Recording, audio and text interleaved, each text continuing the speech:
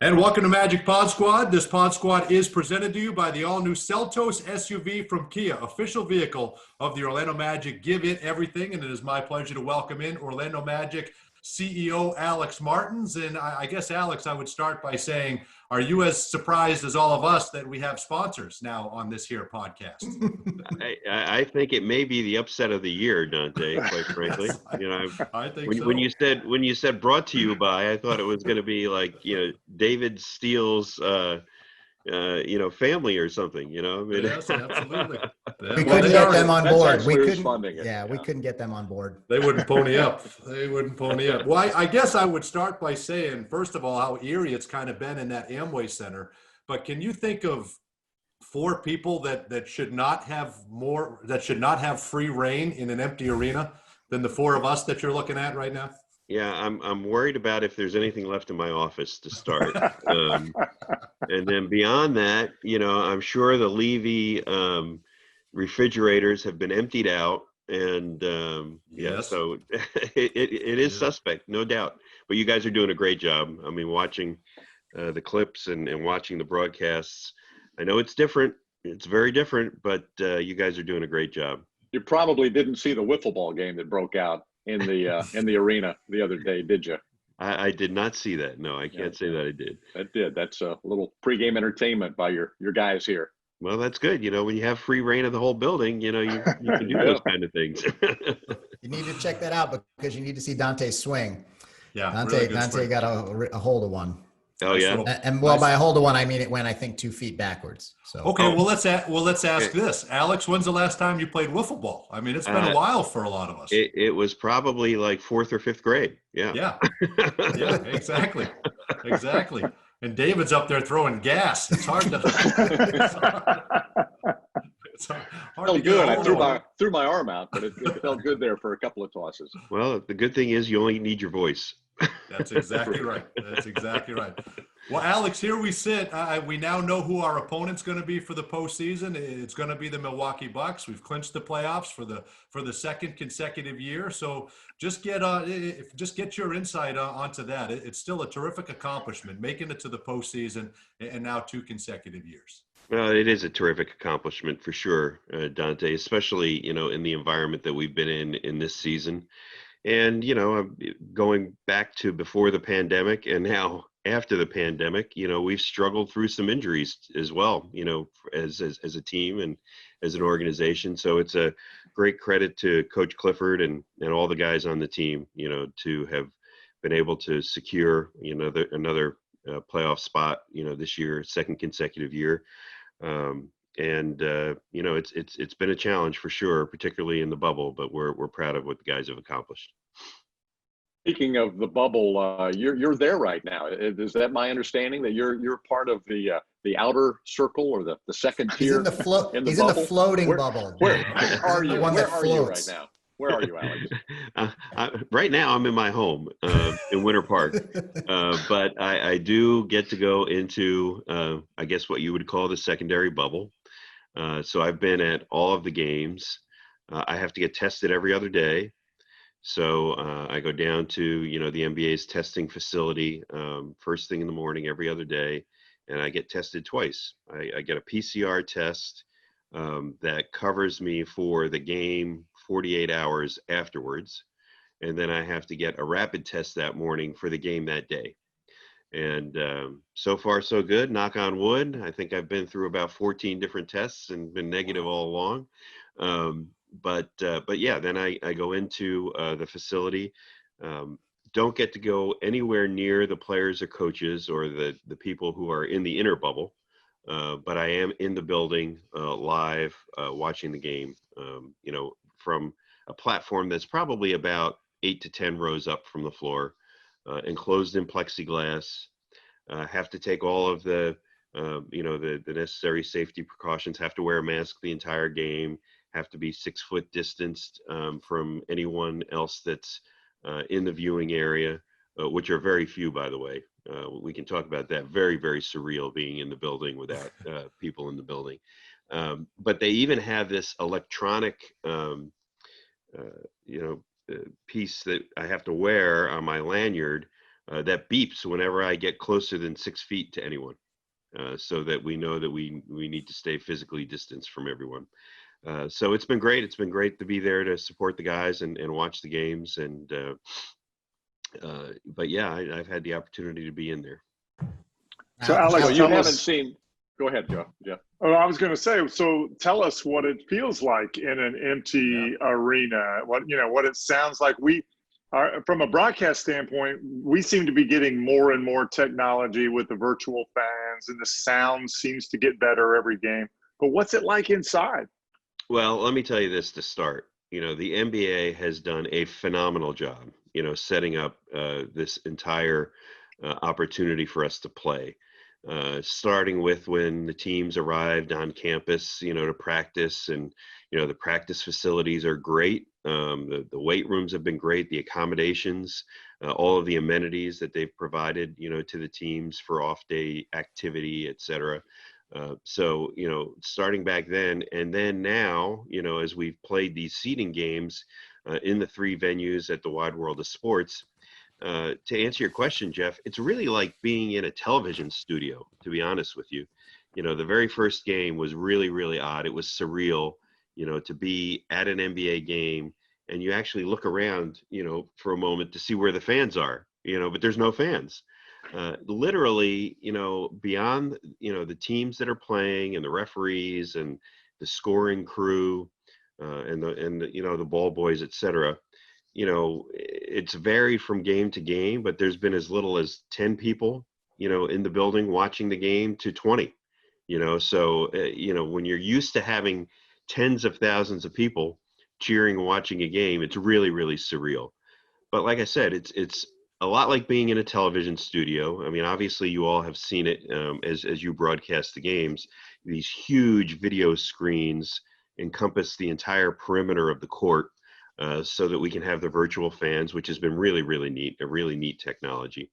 And, some additional signage opportunities for us to fulfill our sponsor obligations, for the rest of the season.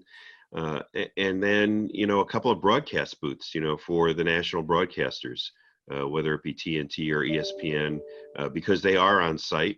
Unlike yourselves, unfortunately, they're on site, but they're also in the outer bubble, so they're on that same level, that I'm on watching the game.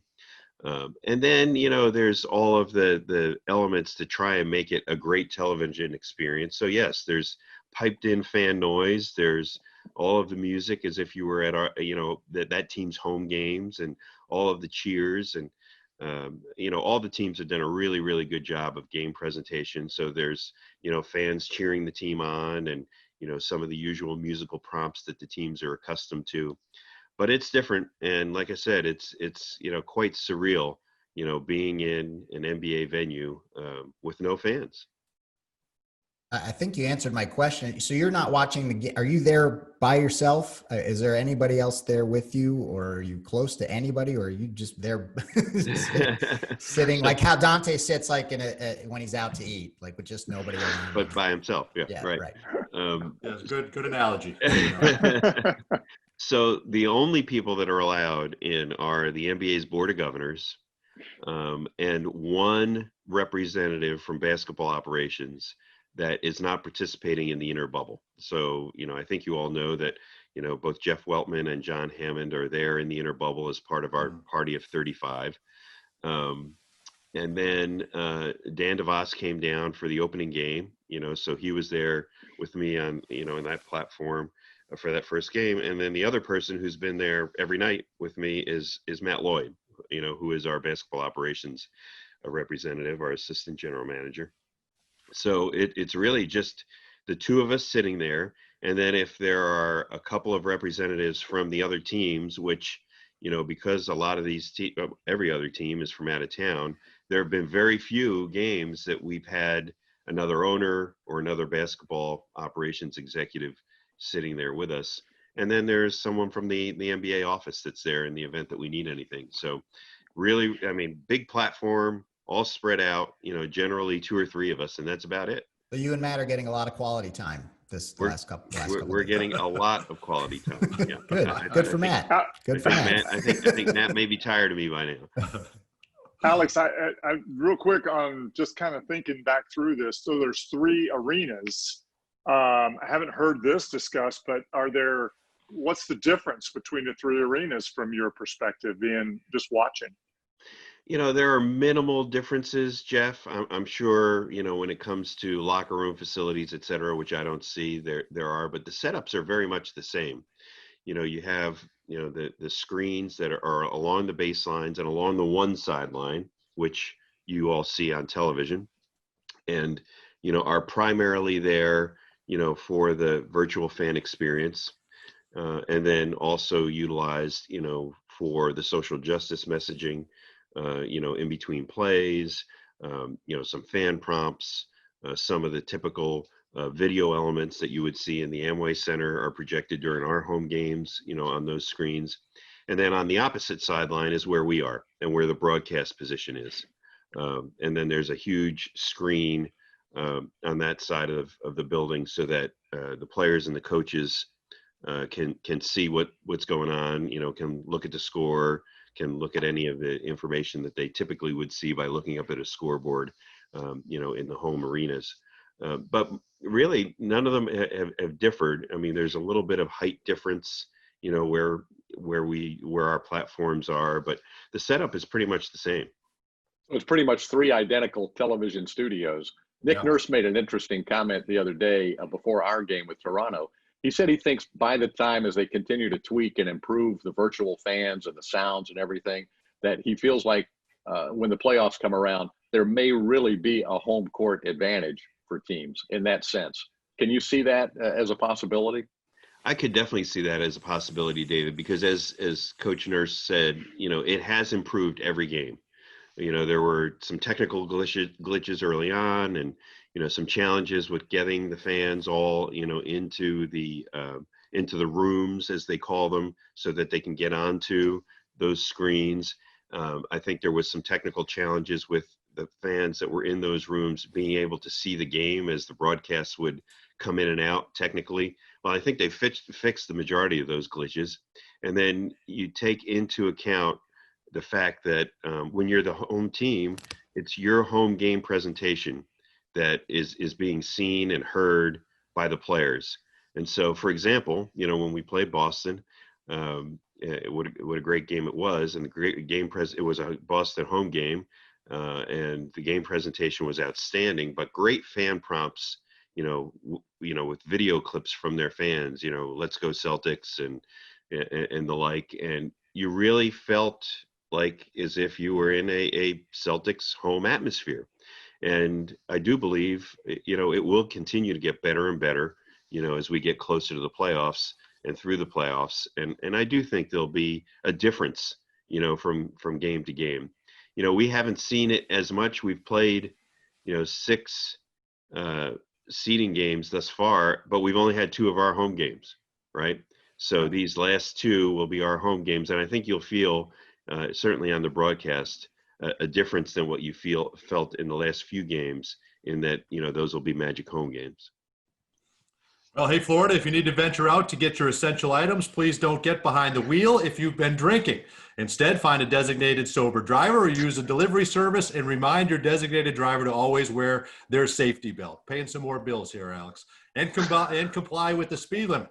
We want everyone to make it back home safely. Remember, drive sober or get pulled over. This message brought to you by the good folks at the Florida Department of Transportation. Welcome message, Alex, for sure. So yeah, without a doubt. I mean, it's a very important message for sure, at all times, not just in these times.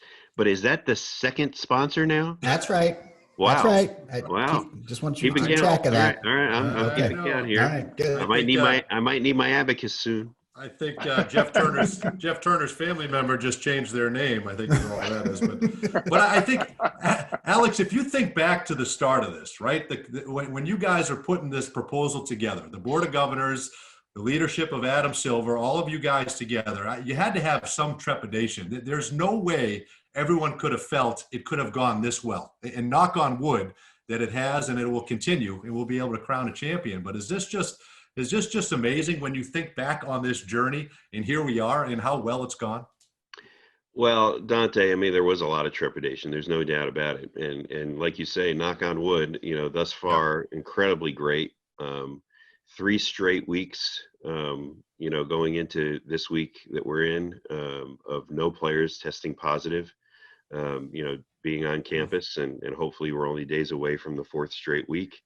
But, as we started talking about this months ago now, there was a lot of trepidation. There were a lot of people that were concerned about, how it would work and the safety of it. There was a lot of discussions that had to take place with the Players Association, to ensure that they felt comfortable. But I will tell you this again, I said it earlier, the league has done a spectacular job. It all started with the health and safety protocols.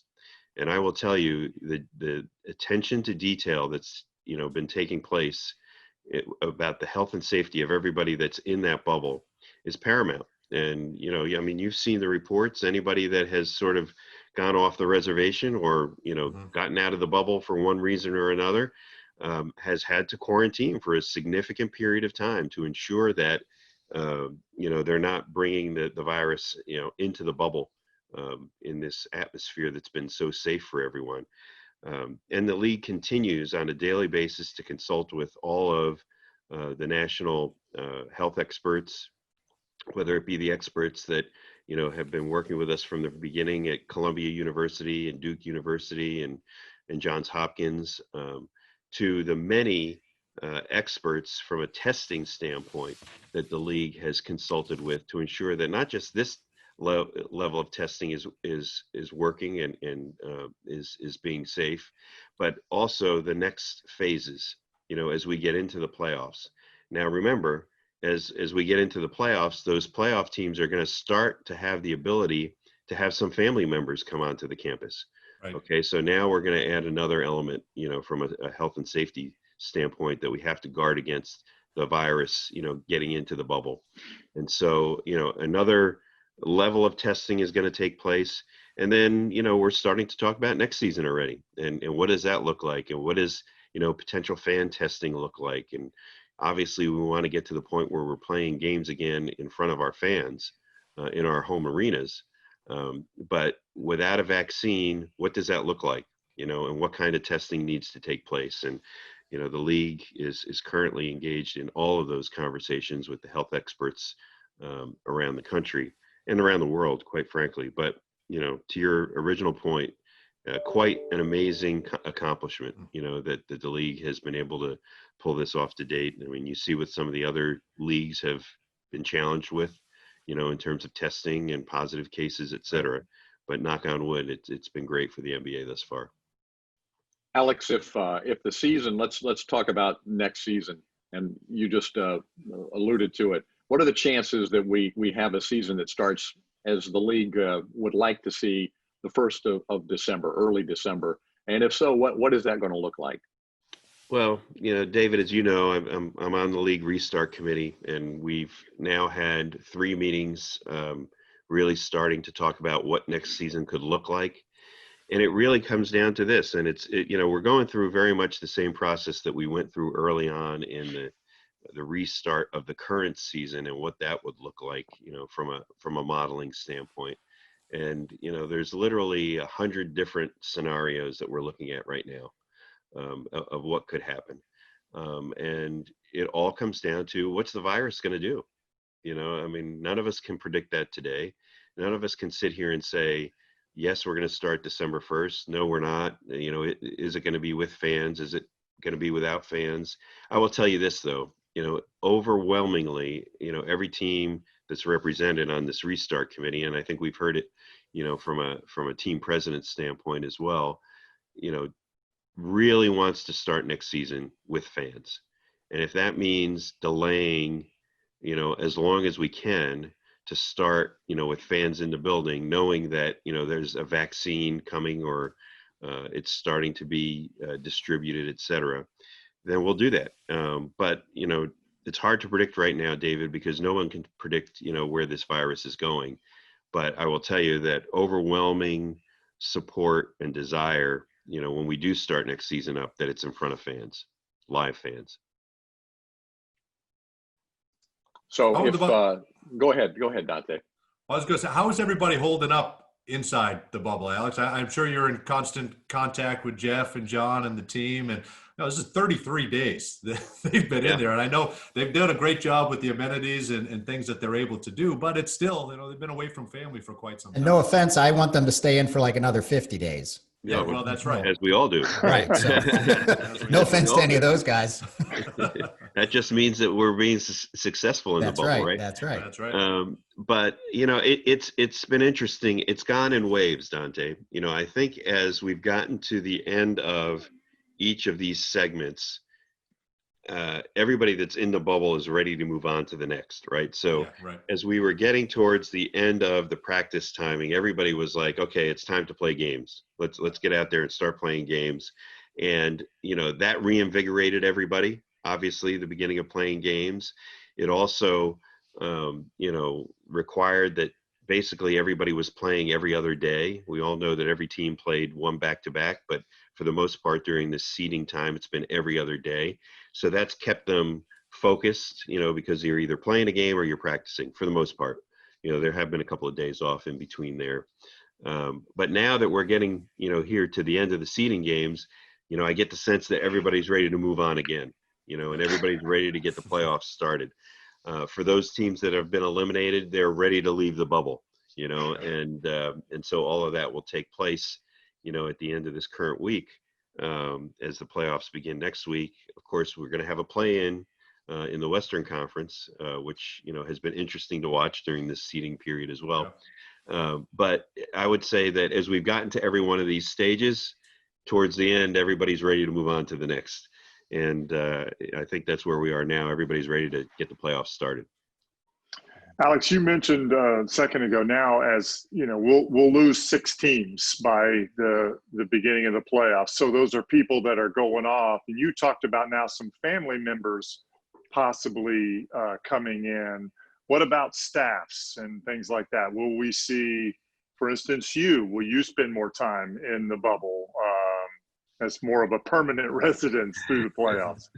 Well, we're waiting to see what those directives look like. The league has said that they will reconsider everything at the end of the seeding games in terms of number of people, those that, can go to the games.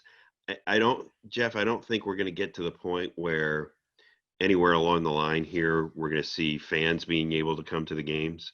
It just seems like because of where the virus is, particularly in Florida, it doesn't seem as if we're going to get to that point.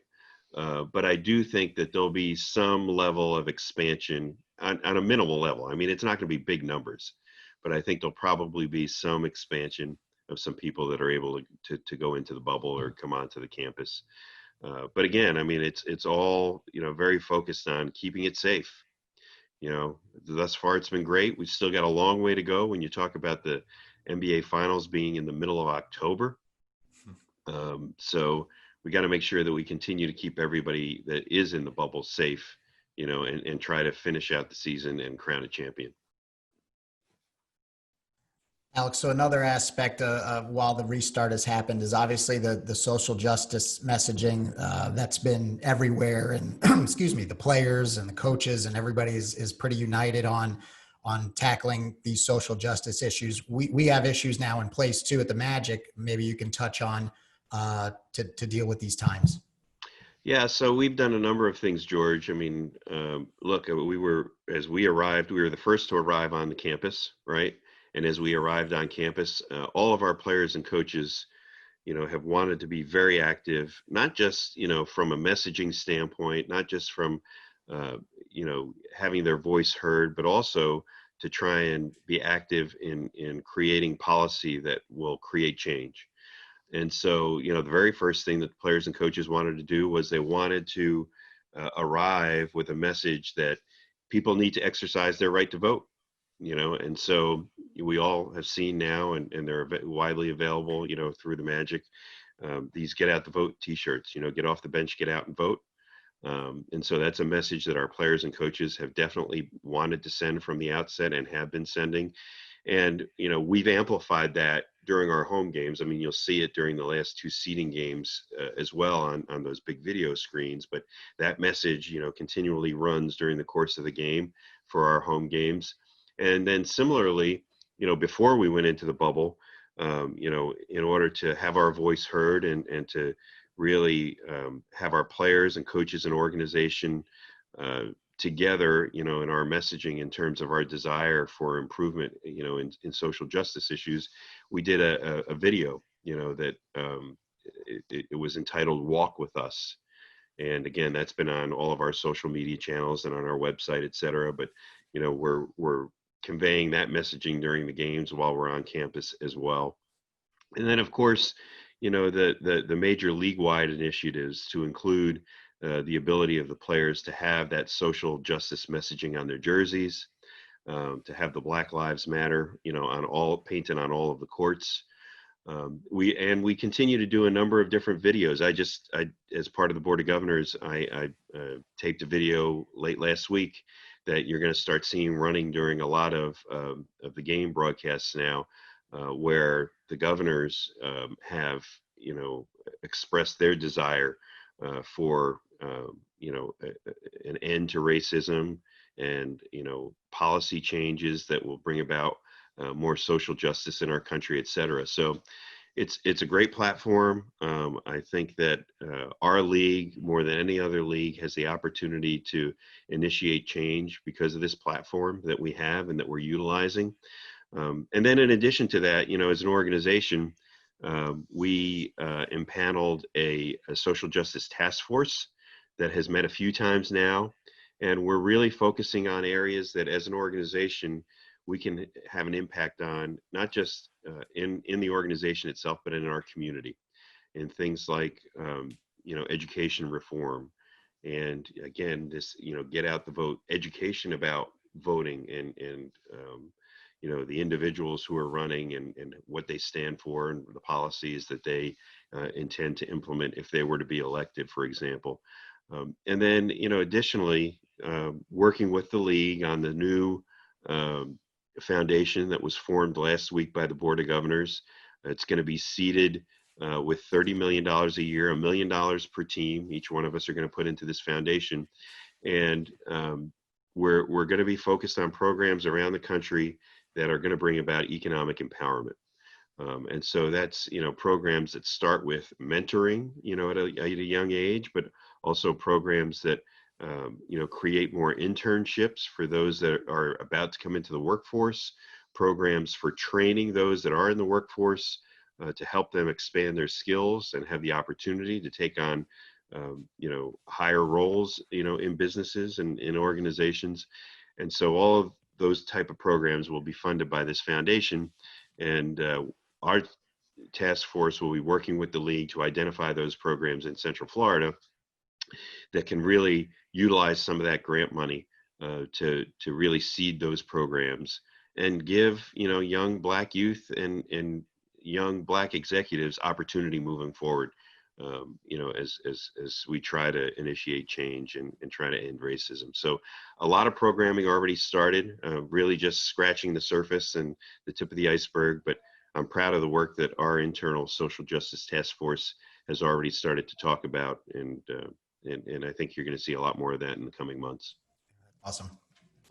I think that's great. Thanks for laying that all out, Alex. And again, terrific work the Magic and the NBA has done and continues to do. And we look forward to it. And hopefully we get that change and keeping this momentum moving. I think the last thing we'd want to know from you, Alex, and Jeff and David have said it on the telecast. They're tired of Toronto. So they made this happen. They were ready to bring on Milwaukee. I don't know. And again, I don't know that I don't know anybody would want Milwaukee, but now that we're here, what are your thoughts? What are your thoughts on the Bucks and on this playoff series? Dante, I want the Knicks. Can I get the Knicks? I want the Fair Knicks. enough. Yes. Okay. Yeah, Sorry, Maybe man. next year, George. Okay. Maybe Next year.